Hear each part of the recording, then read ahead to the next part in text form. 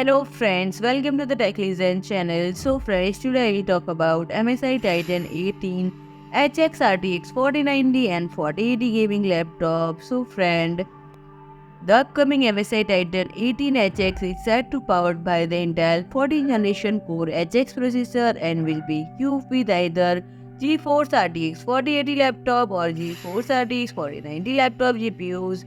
Our sources indicated that the Titan will feature 24-core Core i9 4900HX processor.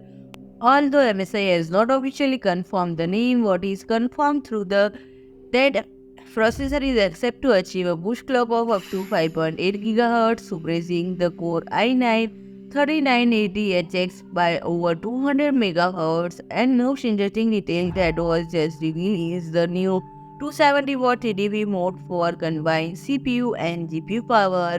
In contrast to the previous Titan's 250-watt mode, this upgrade implies a 175-watt TGP for graphics and 95-watt push for the CPU, a significant 40-watt increase from the default TDP.